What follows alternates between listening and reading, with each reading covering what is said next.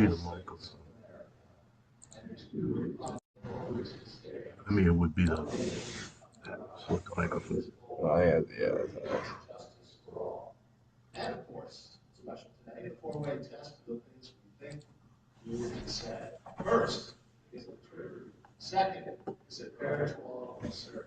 Third, will it build goodwill and better friendships? And fourth, will it be beneficial to all concerned? So this is this one? President Key. Should be. I mean, I didn't play. Hey, good morning, everybody. Welcome. Exciting day today with having students here for the four-way competition. So we're looking forward to that in a few minutes. Get things started, a few special announcements. First of all, just want to remind as well that the foundation will be having its board meeting next. Go ahead, put it back up. April 15th. Yeah, I think that's next week. Testing. I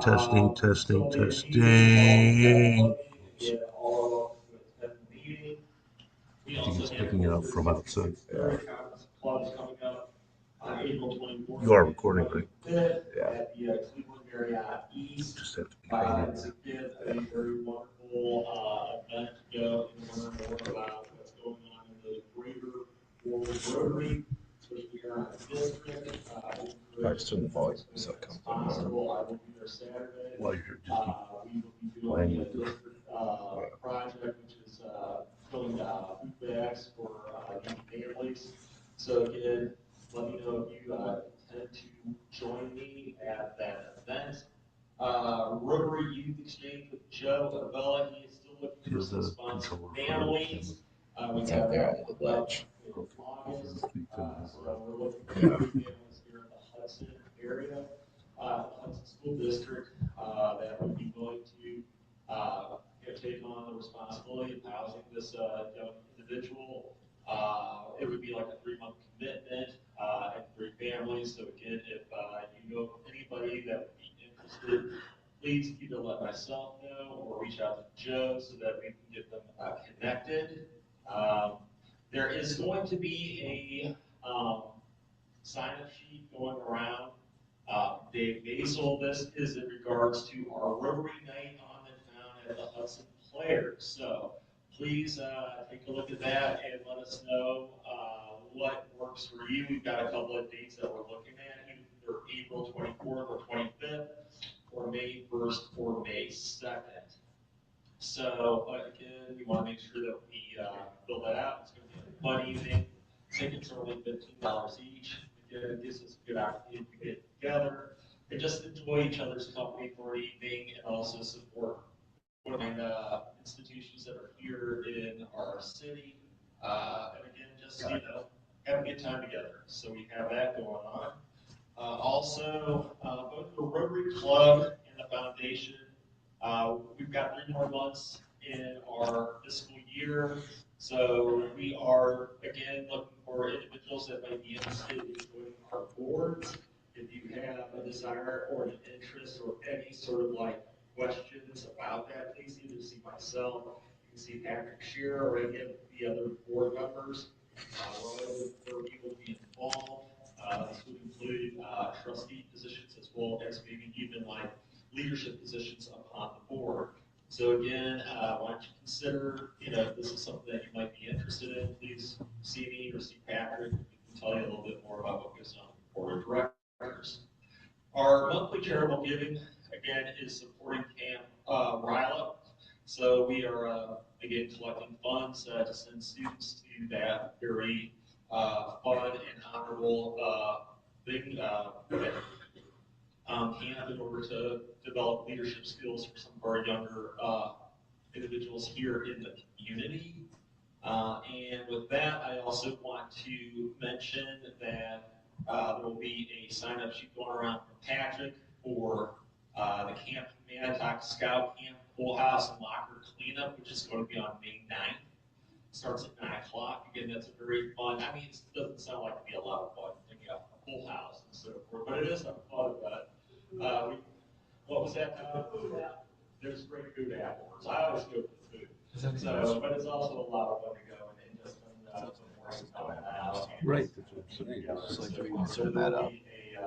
sign-up sheet going around for that, as well as a sign, we have lots of sign-up sheets going around. And we'll talk about this after the speeches, but we are doing the adopt a spot in the city.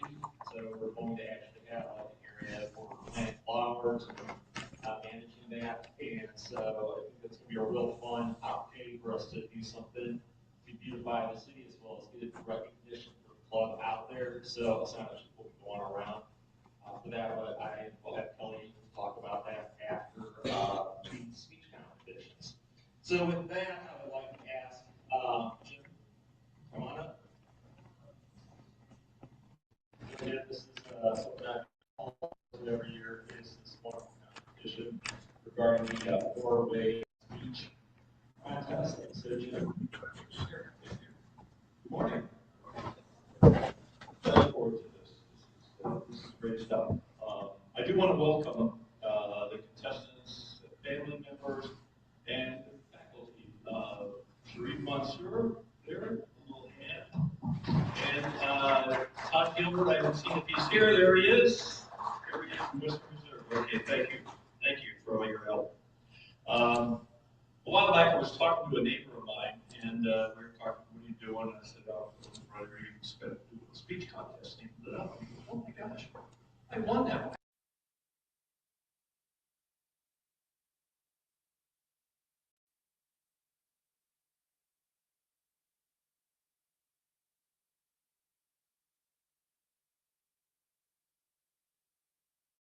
That basically means it's at least 60 plus years old, the speech contest with Rotary. And it's kind of cool how it began because it was the four-way test. It was developed by Herbert Taylor in 1932. And it's supposedly on about 8,000 desks in the U.S. and maybe overseas, I'm not sure. But it's a lot of probably Rotary members that are in business. They use this as a way to guide us in decision making. Four-way test is a great mirror for what's going on, current issues, ethical issues, ideas you may have you want to try out. Run about a four-way test. It's a great basis of the four-way test they have. The real value of this, though, great at some point in time, if there's some trepidation about speaking across the group.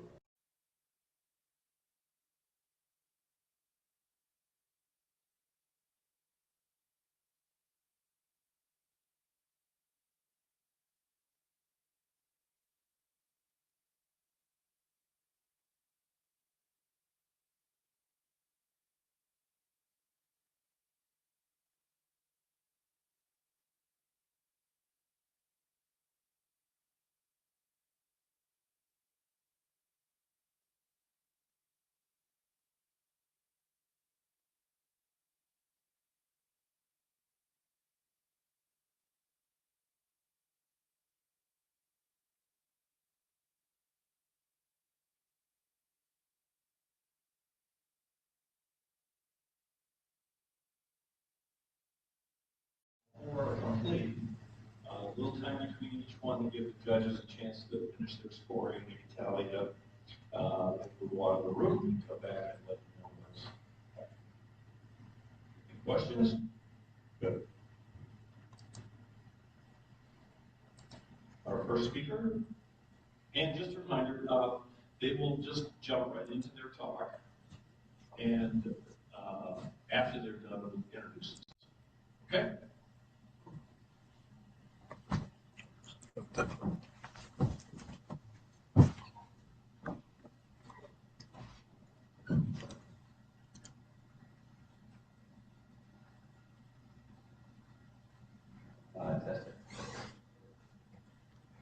Before I start, I just want to thank everyone here for the amazing opportunity to this speech.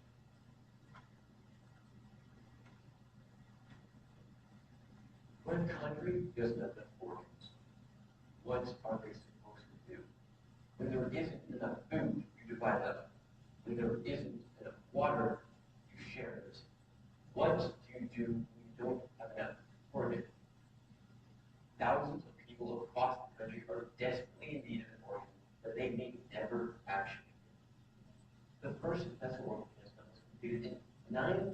15 people nearly 75 years ago. The problem with these people isn't the technology, it's the resources. Simply not enough organs are being donated to the massive number of people who desperately need it. Organ donation is a huge public health. And if we apply this issue to Rotary Florida test, the first question we must ask ourselves is, isn't the truth? And the truth of the matter is that only 50% of all people who ever need organ transplant will ever actually give it. The reality is that so few people who need an organ are ever going to be able to receive them. And there are a couple of major reasons for this. The two most important ones being fear and simply that people don't know how to sign up. First, we get fear. We can realize that when people for organ transplant, imagine Dogman or Frankenstein, or two unnatural things are combined together. But the reality could not be any more. Organ transplants are a safe and proven way to save thousands of lives. According to Donor Alliance, success rates of organ transplants are as high as 95%, with projection rates falling as low as 10. Organ donations can save thousands of lives across the country. No, they're not going to turn you half man, half dog, but they can almost certainly save your life. The National Library of Medicine estimates that 17 people die every single day waiting for organ.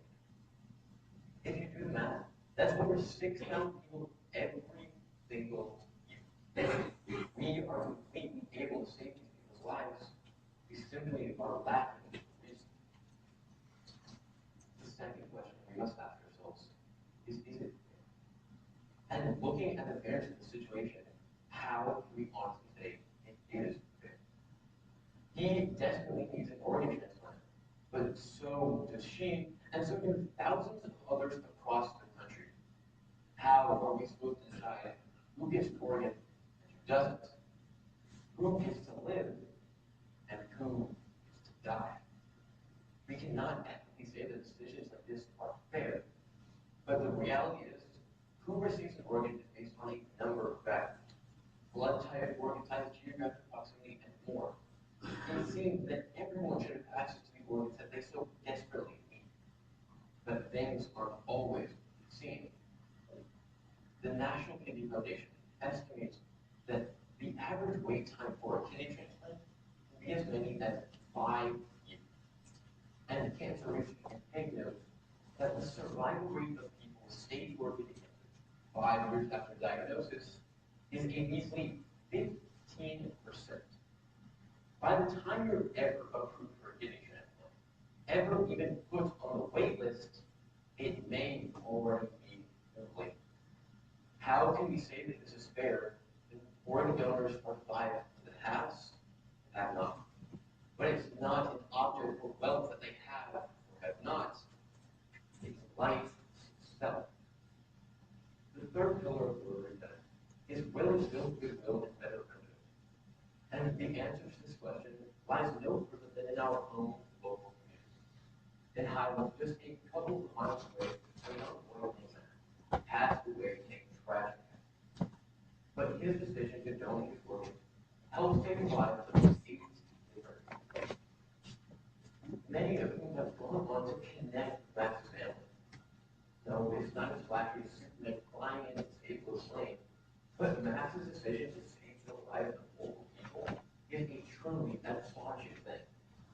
And the connections and relationships built between Max's family and the people receiving the organs are not to be underestimated.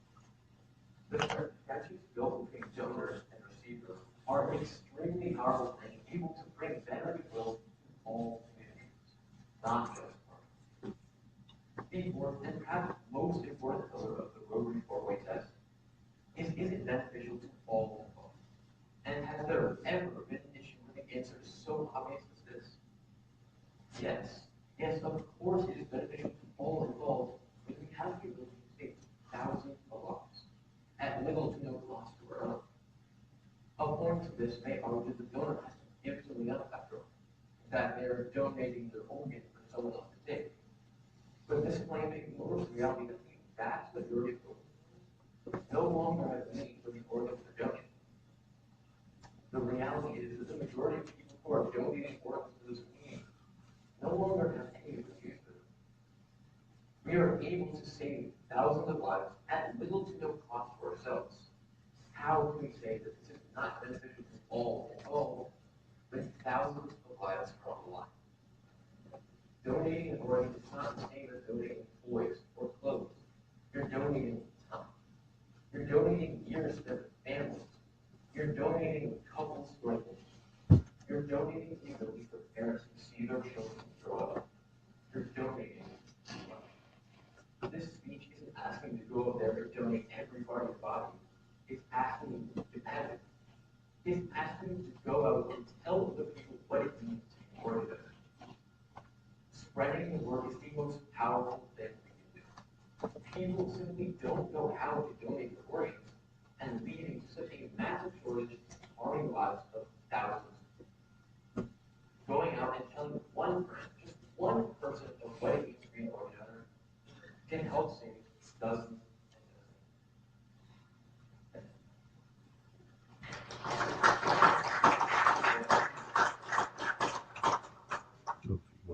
My name is Will Pendergrass.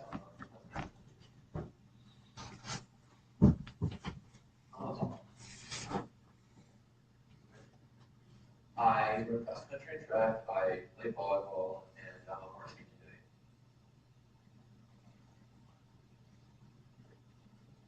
Thank you so much.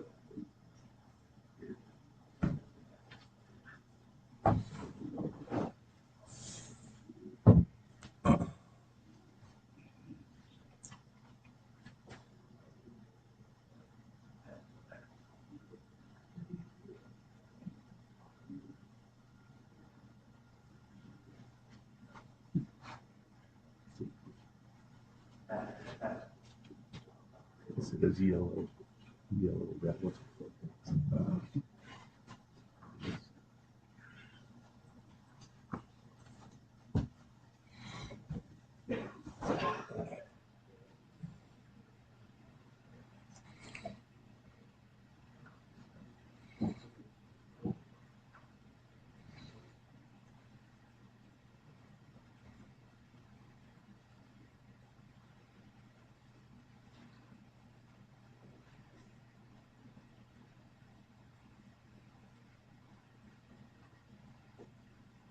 What is wrong with kids these days? If you're over the age of 30 years old, raise your hand if you've ever asked this. The people with their hands up, the ones sitting next to you with their hands down, might lie about other things as well. However, to their credit, this question reveals more about the competitive world young people grow up in than it does about the young people themselves. I've experienced that more. In high school, I've noticed that success is measured in numbers. GPA, AP, SAT, these benchmarks have consumed my high school experience. And it wasn't long until I noticed my love for learning dwindled, as I stressed over the rankings I thought determined my intelligence. I, along with 80% of teenagers, report this great sense of stress over school performance, according to the National Institute of Health, with 53% feeling the need in school to be remarkably successful. Successful? The term successful has become charged by arbitrary benchmarks in schools across the nation, stripping away the individuality of its meaning and creating a ranking system that impacts young people of all walks of life. But let's substantiate this idea using the four-way Rotary test. Starting with, is it the truth? Ranking systems in schools push students to try to be the best instead of trying to do their best. Each year, students at my high school compete in the Ohio Math League for a top spot on the leaderboard. After one competition, I remember speaking with a discouraged friend who told me, if I don't make the leaderboard, then people won't think I'm smart, and therefore, I will not be smart. This student will be our class's next valedictorian. Ladies and gentlemen, the issue is not GPAs and SAT percentiles, but rather the way in which young people feel the need to capture their worth in numbers instead of intelligence. The truth. Ranking systems are impacting the way young people view themselves, and they cease to nurture genuine intellectual curiosity. So, is it fair? No. Ranking systems create the illusion that success and intelligence relies on getting everything right, when often it's a product of being willing to be wrong. To demonstrate this, a study at the University of Cambridge set up an experiment between top college students and kindergartners to build the tallest tower possible using only spaghetti noodles and duct tape. The kindergartners built structures 3 times taller on average than the college students. The secret to their success? Failure. Researchers observed that kindergartners built and rebuilt through multiple collapses, while the college students tried to find the singular best way to build the structure. But just like the tower, success doesn't work like that. And yet standardized ranking systems equate learning with perfect scores. Real learning, however, happens in the midst of failure. And a standardized version of learning trivializes the process.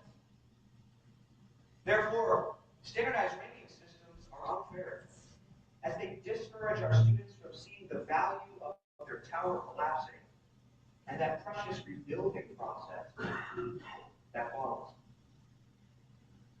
Do ranking systems build goodwill and better friendships? In your opinion, what matters more? Caring for others or your individual success? A recent Harvard study asked 10,000 students this question. 78% said their individual success. As appalled as I was hearing that, I realized I was once this statistic, always feeling the need to outperform the people around me because even my peers were in the end my college competition. What if a transcript said more about a student's story? Instead of chasing letters and percentages, our young people would chase what makes their heart soar, leaving room for unconditional friendship and genuine goodwill to flourish. Would altering ranking systems be beneficial to all concerned? Ladies and gentlemen, amidst a world rapidly changing, thriving depends on knowing who you are. A recent New York Post article titled Gen Z Amid a Crisis cites that 40% of New York City's Gen Z are already experiencing the effects of a midlife crisis. You see, after years of simply chasing top scores at top-ranked universities, young people lose the most essential question to their future. Who am I?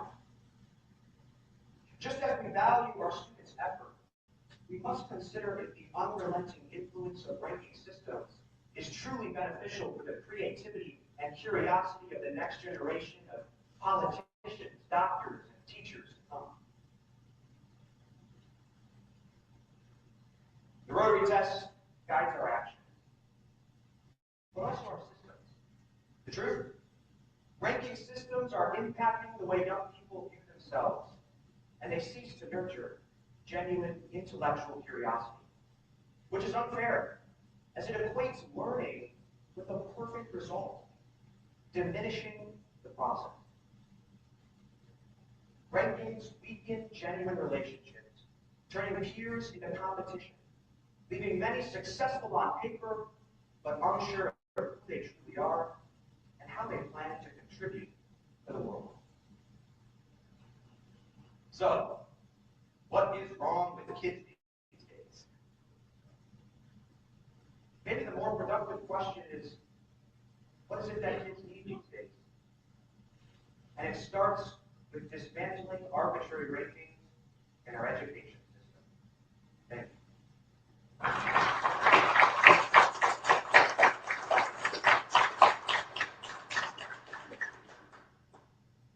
Hi, my name is Caz Badynee. I'm from Western Reserve Academy. I'm a senior this year. I like to play soccer on the side. I plan on studying international business in college. And yeah, thank you for this opportunity.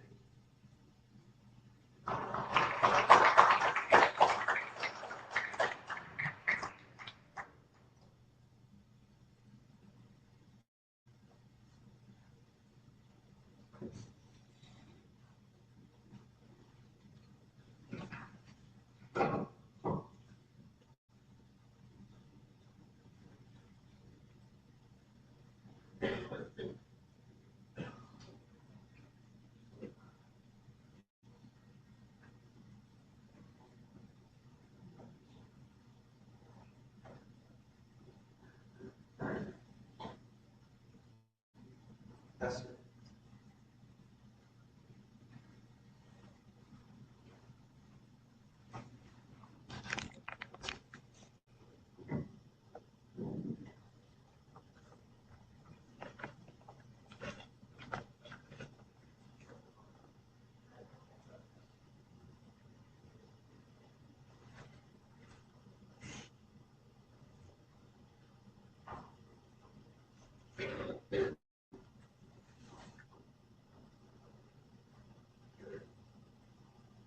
Thank you all so much for this amazing opportunity.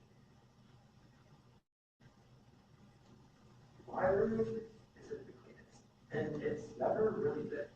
I remember when I was a kid, I would take all of my clothes under my bed, shove all of my loose stuff into one of my drawers, and call it a day.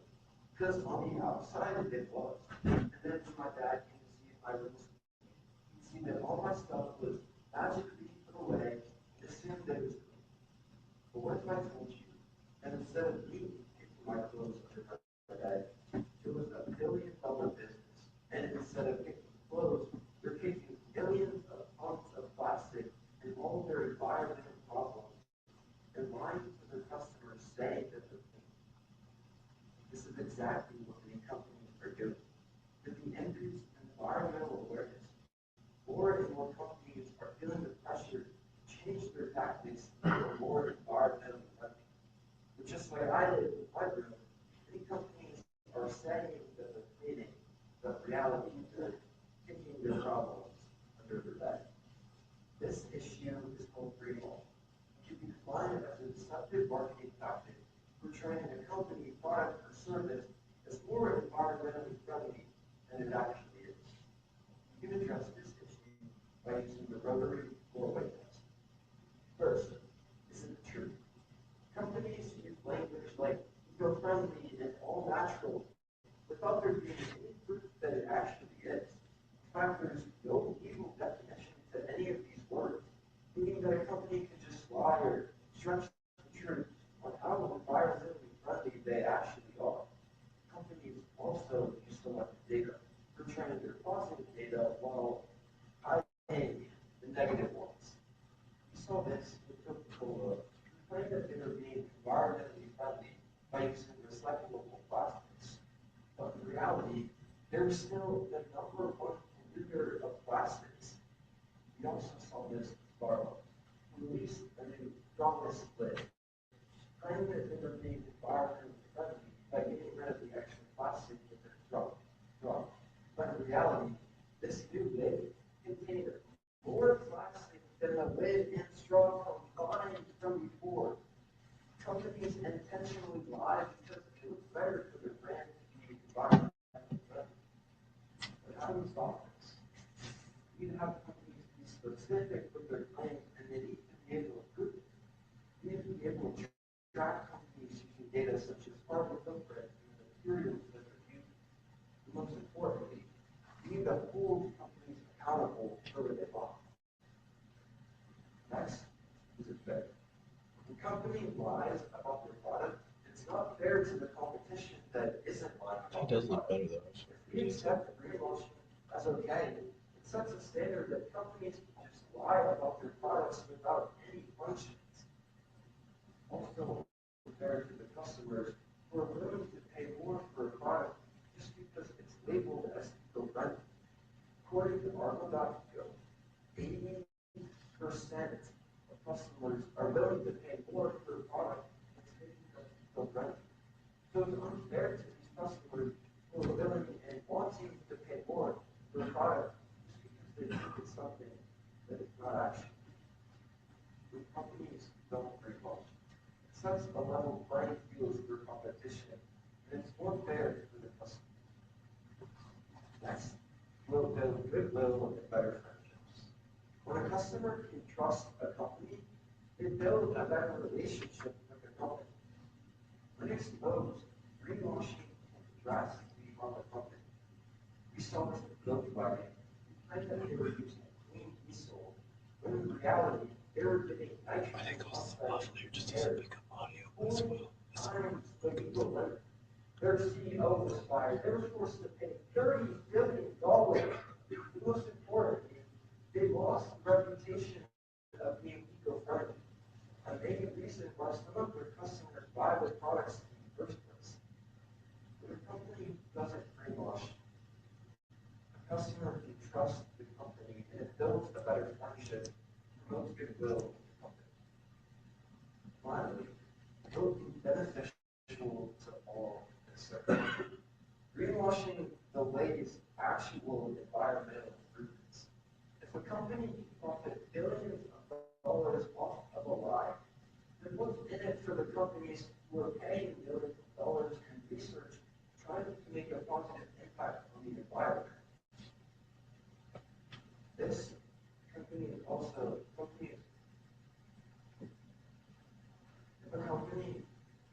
once a company stops lying about change and make actual change, it will drastically improve the world around us. We've already seen a 12% reduction in Scope 2 emissions, and this is only the beginning. The more the companies change, the more that we can provide a better future for us and our generations to come. Greenwashing isn't just misleading. It's unethical and harmful. It's untruthful because of misleading claims. It's unfair to the competition and competitors. It harms goodwill and better friendship. It limits the benefit that we can create by making a better environment for all of us and our generations to come. So let me go back to my room and pull out the clothes that I hid from my bed. Let me go into my drawer and pull out the stuff and make my room actually clean. Because at the end of the day, the most powerful brand message isn't what a company says, it's what it actually does. My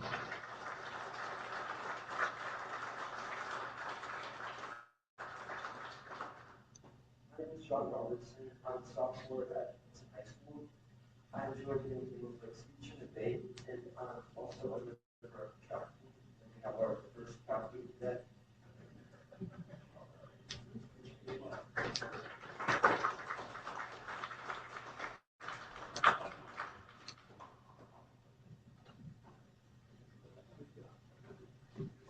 Get paid, we're sending Hmm? We're sending you. I'll come up with something. I do have a golf polo on for track for the meet day. Hi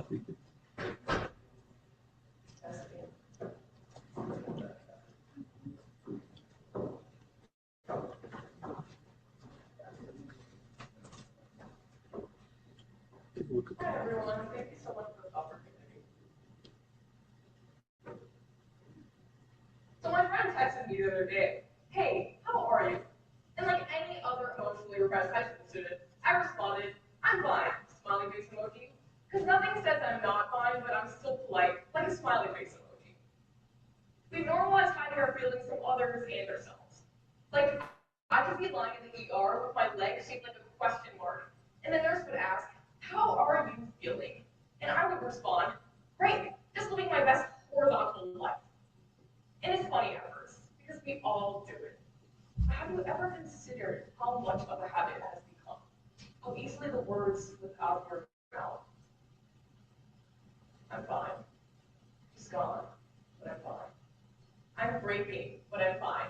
The world's falling apart around me. I feel it crushing my lungs. I keep smiling and nodding and saying, I'm fine. And it all seems totally fine. Until one day, those are the last words someone can live to speak. Until 23% of teens have seriously considered leaving this world behind. Because the mask of being okay is so tight, grasping on foreskin like a climber clinging to a ledge, we forget what real feels like. Because the mask doesn't just hide our pain, it hides our chance to heal. And taking it off might be the most courageous thing someone can do. So today, I want to address this dangerous habit. But beyond being a habit, it raises an ethical question. Is it just to live in a society in which we hide our struggles behind the words, I'm fine? But first, why do we say these words, I'm fine? There are many different reasons, but ultimately it boils down to, number one, conforming to societal expectations, and number two, to make us feel safer, a defense mechanism. First, according to Calvin Clinic, Dr. Elsing explained that modern society demands we suppress our emotions to cope, to conform because we are told to do so, and to survive because we are shamed by others. Second, we do it to make us feel safer, a defense mechanism. We consciously choose to block out ideas and impulses that are considered undesirable, believing that it will keep us happy and focused on what's important. But wearing the mask comes at a cost. According to the CDC, nearly 1 in 3 high school students report feeling persistently sad and hopeless. Yet we all answer like programmed robots when we are asked, I'm fine. But we're not fine. And saying that we are fine means that the last kids are getting home. Someone taking a second glance and asking, are you really okay, is crushed. I was 13 when I first put on this mask. I struggled hard with my feelings and emotions. But I said I was fine. And I said I was okay. And now, years later, I realized that I wasn't okay. But it's okay not to be okay. But just like millions of other children, I never got the help that I needed. So what is the solution to living in a society in which I'm fine builds mental health stigma in every corner of our lives? I will use the Rotary 4-way test to answer this question. So first, is it the truth? Well, saying that you are fine when you're not is far from the truth. You're hiding the truth of how you feel from others and yourself. So what you should do is to speak the truth when someone asks you, how are you? Because deceiving others and yourself is far from ethical. Second, is it fair to all concerned? We live in a society in which we are constantly worried about what others think of us, about pleasing those around us. What will he think of me when I truly express how I feel? It's not fair that I'm pushing my emotional burdens onto other people. Well, it's not fair that people feel pressure to hide their emotions to be accepted. It's not fair that those struggling in silence never get the support that they deserve. Third, will it build goodwill and better friendships? We wear this mask because it makes us feel comfortable. It makes us feel safe. But it builds distance, not connection. As Albert states, real friendships are built not off of perfection, but off of honesty, understanding, and acceptance. To be honest with other people, to make them feel heard, will create an environment in which everyone can be supported. And deeper connections and better friendships will be made. Fourth, is this beneficial to all concerned? When we take off this mask, people can actually be seen. Lives can be changed and even saved when we replace silence with honesty. Communication can matter more than anything in mental health. Justin, I'm not really okay, can save a life. And ultimately, empathy will benefit everyone concerned. We live in a world in which we say the words, I'm fine, as a survival skill. But surviving is not living. We can take off this mask, though, by remembering that being human was never meant to be being perfect. Because behind every mask that says the words I'm fine is a face that deserves to be seen. So my answer to you today is to take off your own mask and to support others to do so as well by creating a safe space for communication. So, when will you stop saying the words I'm fine and instead say the words I need help? When will you learn to be true to yourself and embrace your imperfections? And when? Before it's too late. Before I'm fine can be the last phrase you can pray. When will you take off the mask of okay? Because the words I'm fine have hidden too much of you for too long. And it's time to show the world what real looks like. Thank you. Hi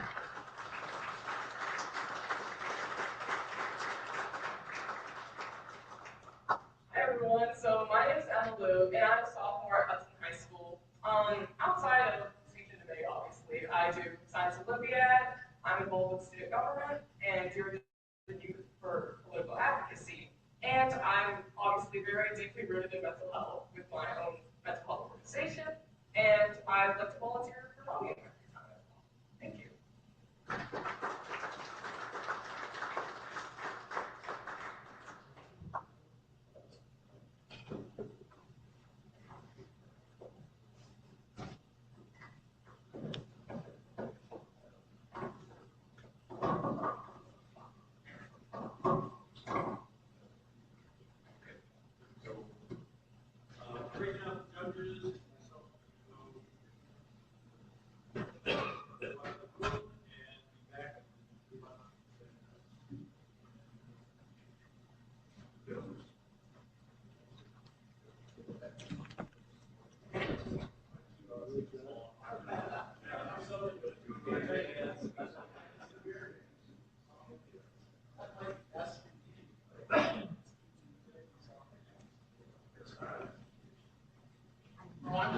I'm going to reemphasize something.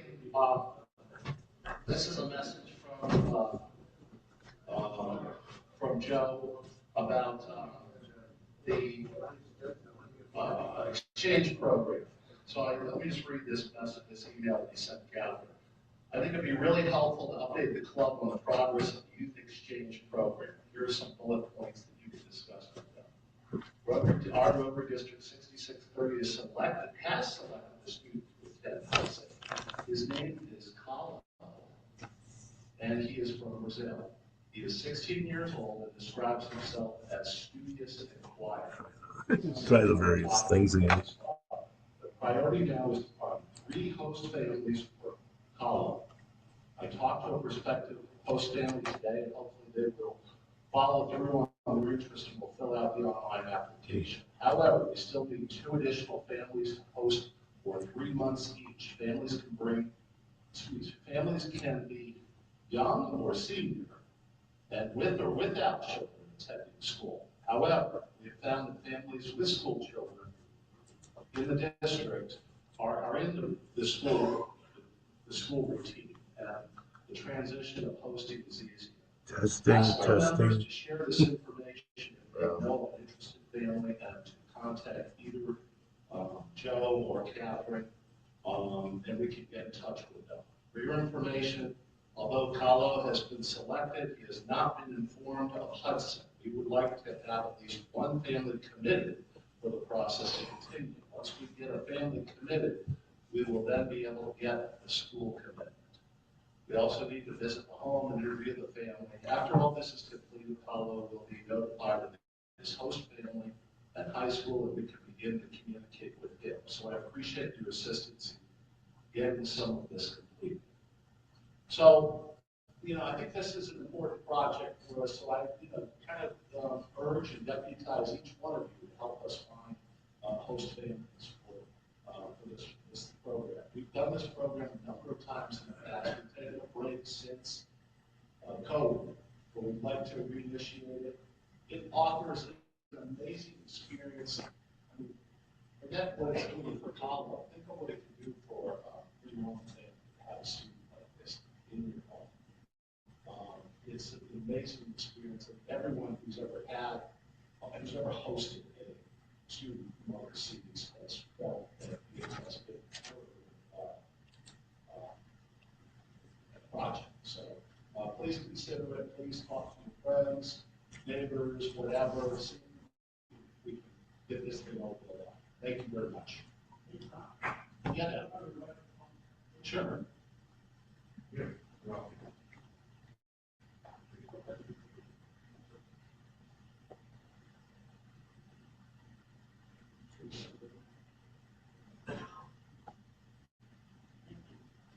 My name is Andy Morris. I have been back in 3 months, so I thought I could do a little bit of an update. This is my first time back since the middle of January. And I came down with sort of a health symbiotic disaster where I picked up COVID and pneumonia at the same time. When you put the two of those together, it really is devastating. As a matter of fact, my doctor said to himself when he first saw me that I'll give you 2 weeks to live. And then he cured me. And so I am totally cured. And I want to say, and this is deep from my heart, your kindness and your prayers are so much appreciated. They mean so much to me. And as a matter of fact, I couldn't be happier to be back here today. So thank you again for all your kindness and your prayers. You're always going to be in my heart. Thank you. And lest anyone, leave this meeting saying, oh, I heard this from this gentleman, Andy Morris. That actually is Phil Tobin. So, a couple things.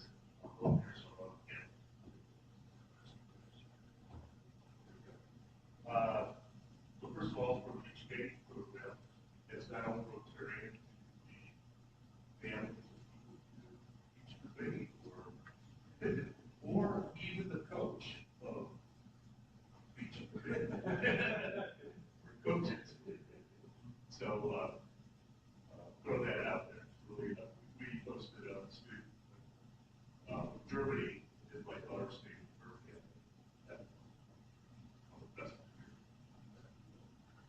The other thing is, time to make a little ad for Soccer for All. It's a program that works with special needs kids. We actually teach soccer skills in 6 weeks over Barlow Park in Hudson. Saturdays from 11 to 12. It starts first weekend of May, goes for 6 weeks, so they'll be skip a week. So, and you need not have any soccer skills at all. We're looking for buddies, middle school, high school, college, adult, to basically buddy up with the kids. And that's one of the things they really look forward to. We have kids with autism and Downs, and so it's important. We have several volunteers here, Dittos, with the coaches, Tricia, and Tom. Both general help, from money to everything else that we need to do. So if you have time free on Saturdays or you know someone, it's a great experience for kids to really be with kids who face challenges, but I think everybody done it, really enjoyed it. James, thanks for doing that, because that is a very important program, very much an exhibition of service above self for you and for everybody that you recruit to get involved in that program.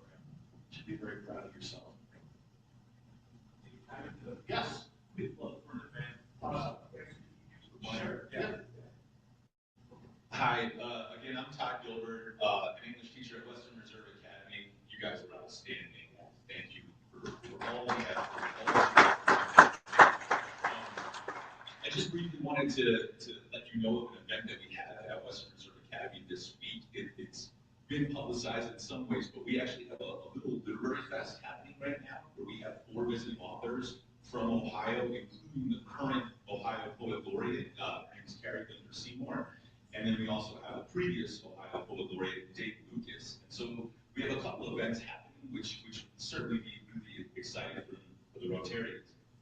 One is we have a reading tonight from 6:30 to 8 o'clock in Morgan Hall, where all 4 of the authors are just going to be reading, and they'll be introduced from some students. But it's really just an opportunity to just hear these authors speak. And again, there are 3 poets. One of the poets is also playing with flash fiction, so it's more like prose poems that are a little bit more accessible for those who don't always love poetry.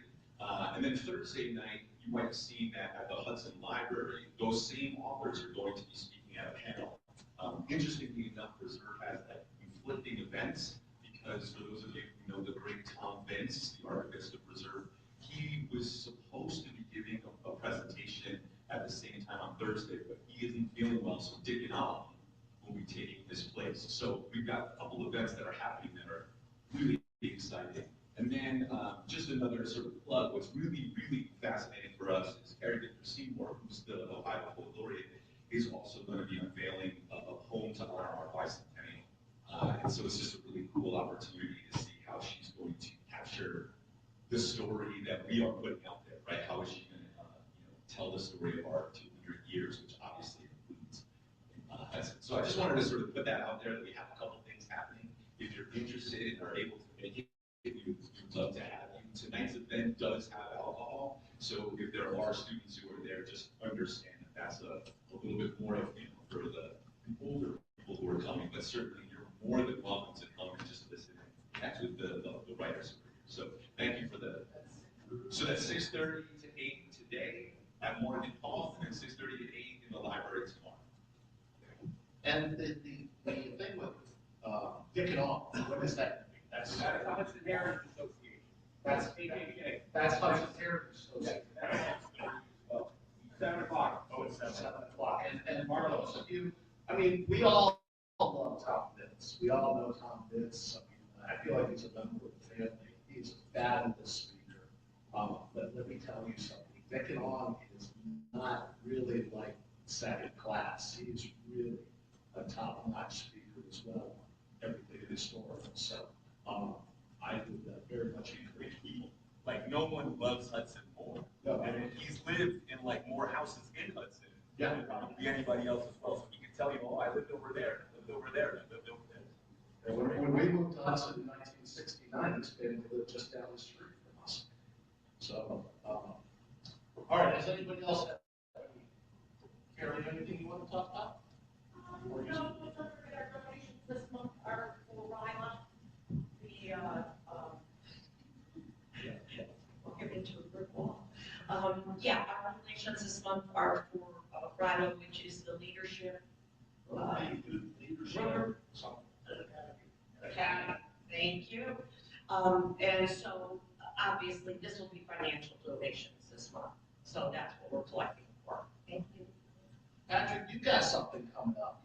The Scouts have the, come on, give us an update on the skilled and trades specific.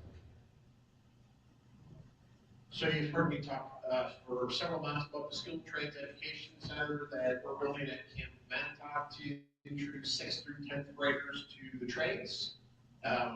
We'll be dedicating that facility on April 25th. Those of us that are old enough that went to junior high school, when we had a quarter of woods and metals and home economics, it's basically trying to go back to that and giving kids an opportunity to learn a little bit about it. maybe at least be able to do some home repairs, but also potentially if they want to go into fields and construction management or in any of the trades. It's a great opportunity. That dedication will be April 25th, 9 a.m. at Camp Manitowoc. If you're interested in coming, just let me know. We're expecting about 150 to 200 people for the dedication, so we want to make sure we have proper accommodations for everybody. And then, quick poll question, because it looks like we still have it, we're waiting on. Does anybody know what the starting salary for an electrician that has completed their apprenticeship? So we're talking about somebody right out of high school, they went into the apprenticeship program, a 22-year-old, with the starting salary for an electrician that's 22 years old, has their apprenticeship card, and is ready to go. Working a 40-hour work week.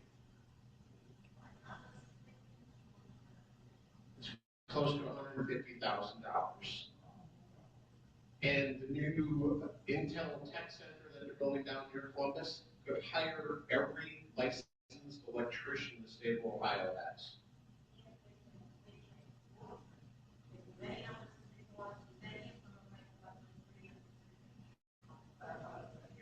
Yep. So that's working a 40-hour work week. If they want to work overtime, it's a great opportunity. There's no other time in our country's history that we have such a deficiency in the skilled trades. Right now, the Department of the Navy wants to build 3 nuclear submarines. They can build 0.8 a year. And it's because they don't have the plumbers, and they don't have the electricians, and they don't have the welders. And those of you that think welding is a dirty job, you haven't been in a current welding area. So if you're interested in finding out more about it, April 25th at the Camp Manitowoc.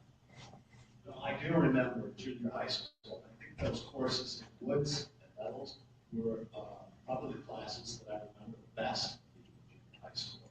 I fully support what you're doing, Patrick. I love it. I think it's so important. I have hundreds of alums, Hudson High School alums, who would have benefited by being exposed to these programs. Let me pass this back. Oh, right there. Go ahead, you four up in front.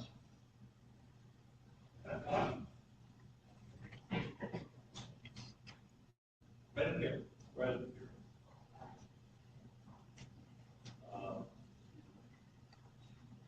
I've been doing this for 16 years, and I kept track of the totals. And let's give this group a hand. This is the highest totals we've ever had. It was really close. So, with the approval of our president, Keith Beers, we are going to send 2 folks to district competition because 2 folks are pretty close. At the top, it was all really close. So you got to say this is really fun for judges to try and separate this. But we're gonna have 2 folks go to the district the first time we've done it. So are we okay with that? Great. Okay. Just to refer to Caz's speech, we are still going to give the money out, 100, 200, 300, and 400 to the top voter, but we're still ranking you, so I'm sorry about that. But, okay, Will Prendergast, $100.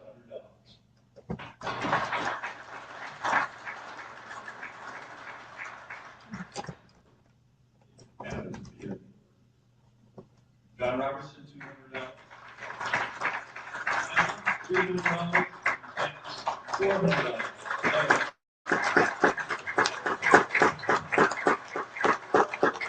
So then,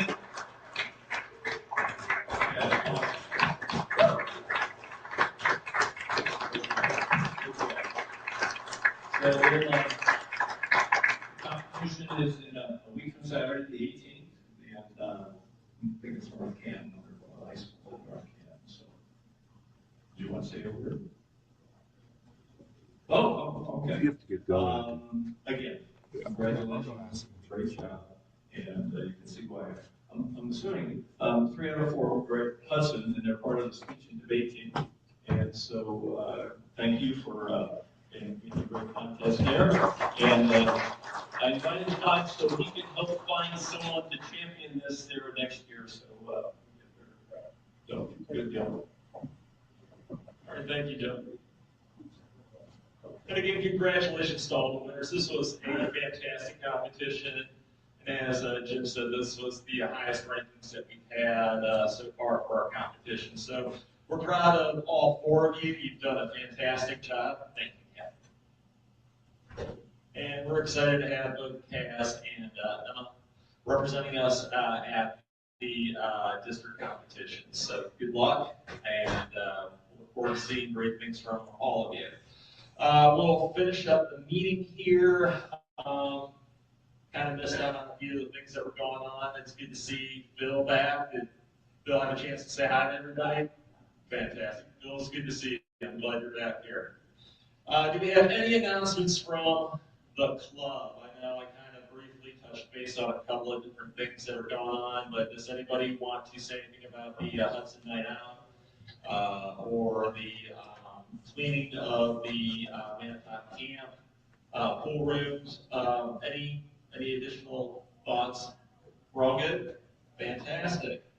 Well, just to give you a couple of reminders of our upcoming meetings. So next week, April 15th, we will be back in the auditorium here. We will be having a presentation from a gentleman by the name of Jeff Myers from Majestic Meadows Alpacas. So that should be very, very interesting.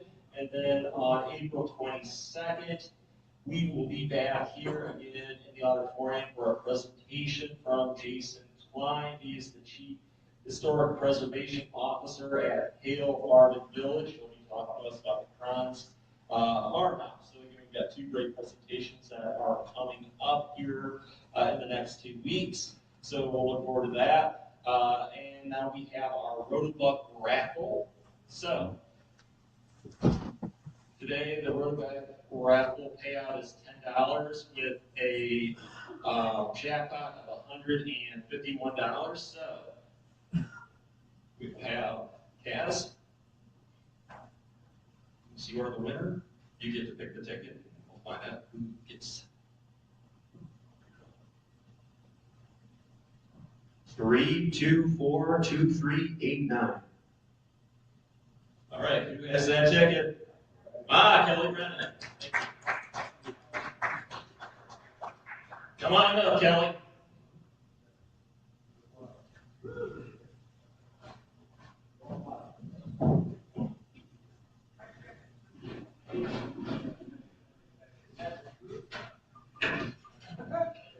Jesse, hold on, just so you can see it's in there.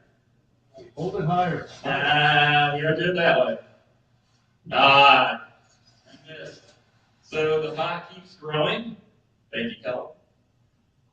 All right, we will wrap up the meeting with our inspirational quote for the week. So it's actually been a very historic week since the last time we were all together with the launching of the Artemis II rocket. I'm kind of surprised that there's not much more fanfare going on. I think space exploration has become somewhat like routine for us as humans these days. They have been there, done that. But really, it is quite remarkable that, human beings, have returned to the moon, or at least that, are orbiting the moon, first time in over half a century. So I find it very, very fascinating. And, some major accomplishments were achieved this past week. One of the things was that this is the farthest human beings have ever gone from Earth. We have never gone this far away from our planet as we did this week. So that is a huge milestone. As well as being able to actually see parts of the moon that have never been seen by human eyes before. So again, it's been an extraordinary week for space exploration. So, as young individuals here, it should be a very fascinating time for you. You're looking at a world that's changing and transforming. And I was born like in 1970, so last time we were at the moon, I was just a very young person. So now, 50 years later, we're going back. I've seen so many different things that have happened. So I'm envious of all of you sitting here, kids out there, what you're going to be seeing and what we'll be achieving 50 years from now. So we've got a lot of interesting and exciting things to look forward to. So with that, I will give the quote for the week, and this comes from astronaut Buzz Aldrin. One truth I have discovered for sure: when you believe that all things are possible and you are willing to work hard to accomplish your goals, you can achieve the next impossible dream. No dream is too high. So with that, I will end our meeting.